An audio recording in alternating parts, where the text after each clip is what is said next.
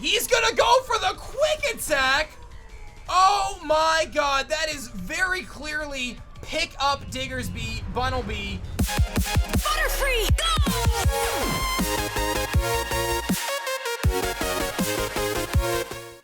All right, here we go, team, here we go. Who's ready for some battle action?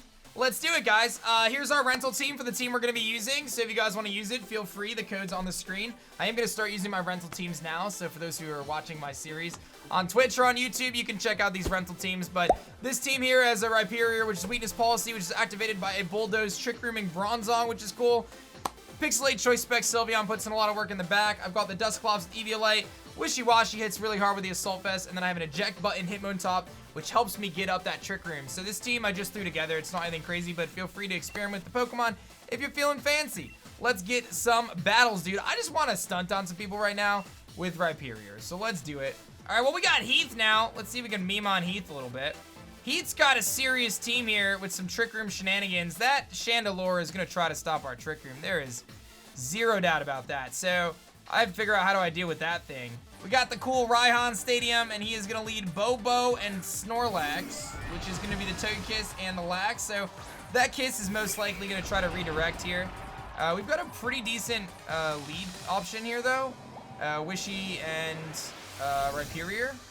So they're not that bad. So I have to just prioritize which I'm going to max, though. All right, well, we're going to max Steel Spike this and get a defense boost.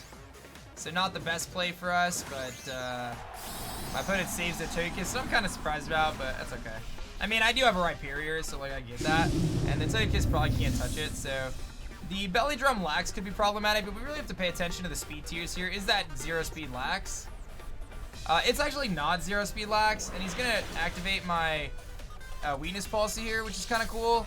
But the downside is he's not 0 speed Snorlax, so he's gonna high horsepower pride in the. He's actually gonna miss. That's a pretty big miss. Fire Punch is gonna get rid of the Escavalier. This is a good turn for us. Sweet. Yo, Crazy Badger, thanks for the 6, man.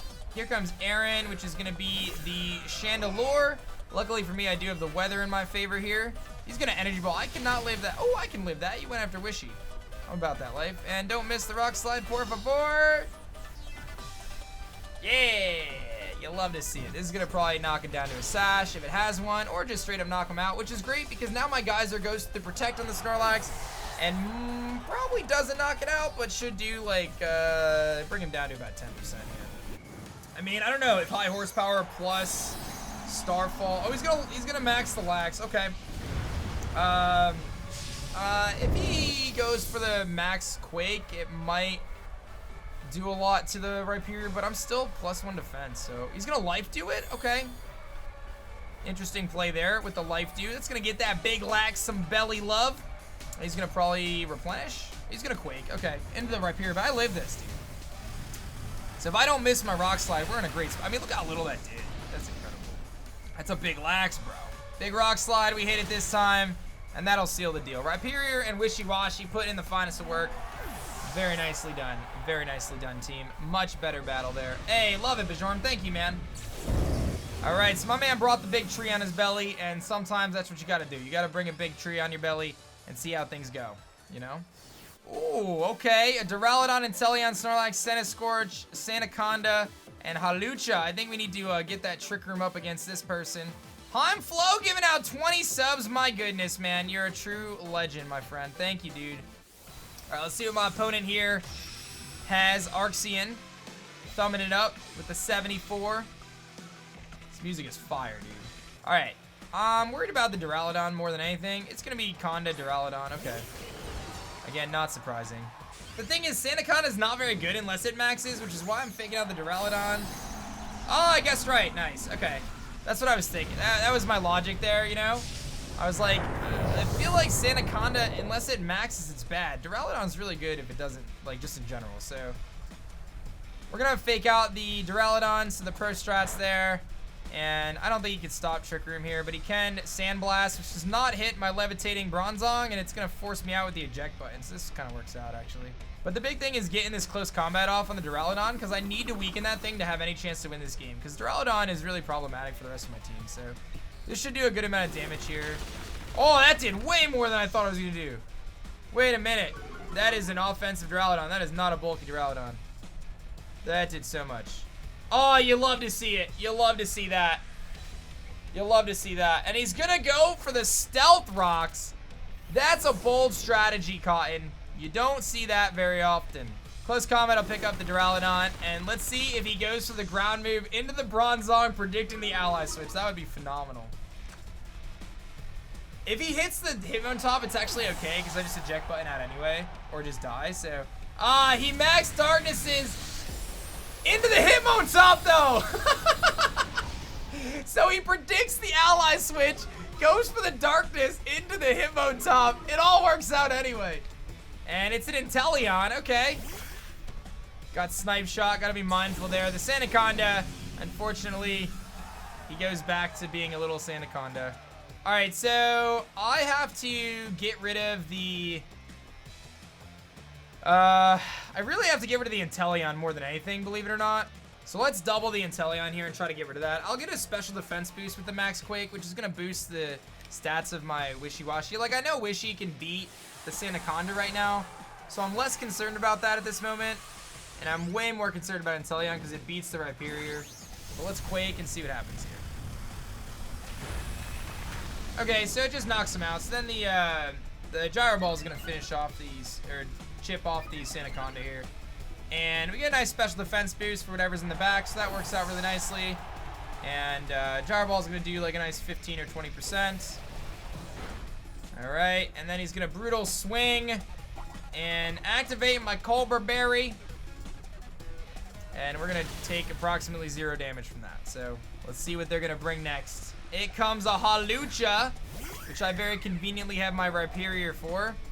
And I am going to Gyro the Lucha, and we're going to just Geyser. This is going to do like 30-40%, I think. Oh yeah, that's about 50 actually. And the close combat into the Wishy doesn't even knock me down. And we're going to pick up this W here in a second. The Wishy strats, dude. I mean, I lose Trick Room, but I can just set it again, so. Gonna just obliterate this Hawlucha here. Big Geyser, big opportunities. Boom! See you later, buddy. Very nice, very nice. You'll love to see it. You'll love to see it. So that battle was about just kind of stalling out my opponent's Dynamax. I don't really think Gigantamax Sandaconda is very good, if I'm being honest. The fact that it can trap is very nice, but its stats are just a little bit on the low side, man. I don't really anticipate it being that good of a Pokemon. And they're going to actually delete their save file after that, so sorry, buddy. Let's get another one, though. Let's get another one. Let's get some let's get the Battle Tower music. All right. They've got a Pelipper Ludicolo team with Dreadnought, Mimikyu, Clefable, and Cinderace. So I got to work around this Ludicolo again, which is less than ideal for me. All right, what do you got for me? Mimikyu, Dreadnought. Okay, so my opponent may try to reverse Trick Room here, but the Intimidate's really nice, so I'm about that life. I got an Intimidate off, so I'm gonna switch Wishiwashi in here and try to burn the Dreadnought. My opponent does not actually max and rather just Swords Dances. Surprised to see that. And we're gonna Willow, and he's gonna Trick Room the Mimikyu, which is amazing. Yes! My opponent Trick Rooms to reverse my Trick Room, and I didn't even Trick Room! You love to see it, chat. You love to see it. Oh, what a time to be alive. Alright, so I burned the Dreadnought to reduce its Swords Dance that it just went for. You just love to see that. You really do. Alright, so I'm gonna max Wishy here, and we're gonna go for the big Quake. I don't know if this knocks out Dreadnought. Dreadnought's pretty bulky. Maybe I should have doubled into the Dreadnought here. But we'll see. Okay, so I break the Disguise and the Mimikyu, which is very nice. This Quake is gonna do a good chunk to the Dreadnought here. And we can get some big damage off on this thing. It's gonna obviously live, but this will give us a special defense boost, which will be nice for if my opponent brought Pelipper in the back. And I'm expecting them to go for the Geyser here or whatever into my Dusclops slot. He's gonna Quake actually and go for the special defense boost himself. But we're gonna take this pretty well, I think. Yeah, it does very little. I'm expecting the Mimikyu to Trick Room here and do another reverse of the Trick Room since they misplayed that first turn. And we're actually gonna see the Shadow Claw go off into the Wishiwashi, so my opponent's just gonna let me have Trick Room, which I don't necessarily think is the right strategy for my opponent, but I'm fine with that. So Here comes the max steel spike. This is going to easily pick up the KO on the Mimikyu, and it's going to actually give me a defense boost, which then allows my Wishiwashi to take the Dreadnought hit way better. And my Dusclops now is +1 on both sides. It is very bulky, and unlikely my opponent can even knock out Dusclops at this point. I have 1 turn left of max, and here comes the Pelipper, which is going to set the rain up. So now I have to deal with the Pelipper, but Dusclops is in a pretty good spot because the rain isn't that big of an issue, and if it's just Ludicolo left, like, I can deal with that pretty well. So now I have to decide what max move I want to use. I actually think I'm going to max Hailstorm into the Pelipper, because if I do that, I actually change the weather away from rain, which also then gives me the potential to knock it out with another attack. So I think I just double the Pelipper here. So the Nightshade's going to come off. That's going to break a potential Focus Sash and do a nice 50 HP. And then the max Hailstorm should be able to pick up the KO on the Pelipper here. It's a chance he lives it, but most Pelippers are offensive, so yeah, he's not going to live that. Now I set up the Hail, which is going to reduce the speed if Ludicolo comes in, which I guess isn't that big of a deal, but the little bit of chip damage I think is going to benefit me more than it's going to benefit my opponent. So here comes the max Quake to give a special defense boost, but it's going to do very minimal damage unless we get crit, and you can see that does pretty much nothing. That's actually going to end the Dynamax turns here. And again, I'm just letting this Dreadnought sit here. It is a non-threat for me at this point in the match. It's burned. It is sitting there. And this shows you how good burn can be, man. It can be very, very devastating against opponents. Physical attackers just get completely shut down by burn attacks. And my opponent's actually going to forfeit this one. So GG's to my opponent. Cool team with the Dreadnought and the Rain, but just getting that burn off early and my opponent setting Trick Room to try to counter my Trick Room was really what put me in the driver's seat. If they didn't do that, another rage quit, man. If they didn't do that, then perhaps the game would have been differently or went different. But again, having the Trick Room set for me was phenomenal. It allowed me to burn the biggest threat and kind of get rid of that Dreadnought, which would have been problematic otherwise. Like, if I had Trick Room to just attack, then my opponent would have been in a great spot. So, oh, here we go. We've got Jacob here, and Jacob's got a very powerful team featuring a Sobble. Don't forget, Hidden Ability Sobble has not been released yet. So we know that that's just a regular Torrent Sobble. The Bunnelby could potentially have huge power, so we have to be mindful of that. It gets quick attack and moves like Body Slam. The Vanillite does not have Snow Warning yet, so we have to be, you know, mindful that it's Snow Cloak. The Hoothoot generally just removes hazards. The Togepi could be trying to Metronome. Might land some Fissures or Horn Drills or Sheer Colds. And the Choodle could be problematic as well. So I think the best course of action here is to actually just lead with my Sylveon and my Hitmontop to fake out. I really like the pressure that Wishiwashi can put on, both offensively and defensively. And then I think lastly, I think Dusclops is a really good fit here in case things get out of hand and I need to go for that Nightshade. A lot of these Pokemon that Jacob are running have low HP stats, probably because they're not fully evolved. So what we're going to be able to do here is be able to get those Nightshades off and deal some big damage against this Pokemon, not named Togepi, of course. So we'll have to see if we're able to pick out a W here. But our Sylveon should be able to put in some pretty big work here with the Hyper Voices. And we'll see what happens. Thank you, Ren, for the 48. Here comes Spikey and Happle, and I feel so bad right now. Am I a monster? Am I a monster, guys? I don't know how to feel right now. My opponent has Spikey and Happle here, and Happle's not looking too good, guys. I think the only opportunity that I have right now is I think I need to Hyper Beam his Happle, and I think I need to go for the no, we need to prioritize our threats here. I'm going to Hyper Beam Spikey here, I think. No, I think we should Hyper Beam the Happle. I think he's gonna Dynamax his Happle here. So I'm gonna fake out the Spikey, and we're gonna Hyper Beam his Happle, and we'll see how this goes. My man Jacob is gonna go for the Dynamax. I'm believing he's gonna max his Sobble. Sobble being his starter Pokemon, his trusted buddy, is the Pokemon that I think he is gonna try to utilize here with the max, and he does actually max out the Togepi. What a turn of events. I went for the fake out in that slot. We could be in trouble here if my opponent is rocking the max Fairy move. It's gonna do some big damage to my Hitmontop. The fake out's gonna come off here, do about 15% to him. Here comes the Water Gun from Happle. Big damage to Sylveon. The Hyper Beam from Sylveon is gonna blow this Happle back. And my opponent's, oh God, sorry little guy. My opponent's Togepi is very threatening right now. predicted the fake out. Here comes the Max Starfall. That might be coming off. Oh, big damage into Hitmontop, which is going to activate my eject button and switch us out. That was most likely coming from a, what's that move called? The Disarming Voice. That might have been a Disarming Voice Togepi. So that could be very problematic. We're going to have to go into Wishiwashi here, I think, is our only option, because we have to stop this Togepi right now. And my Sylveon is unable to attack on this following turn because of the Hyper Voice. So I'm going to need Wishiwashi here to really put in some work. My opponent is going to, let's see if they go out into that Hoot Hoot, which is a direct counter to Sylveon right now, because Sylveon cannot even attack, okay? Sylveon cannot even attack this turn, so the Hoot Hoot could be very, very scary right now. Here comes Digger, which is going to be the Bunnelby. Bunnelby brings the power, and I am going to have a tough decision to make here. I think I'm going to need to go for the Max Steel Spike into Spiky, because that is a massive threat right now, and I cannot let Spiky take us down. Luckily for me, I have Hitmontop in the back, which can slow down Digger and make sure that we can reduce its attack stat. But let me tell you, Spiky here is a big threat right now. 2 turns left of its Dynamax. Let's see. He's gonna go for the quick attack.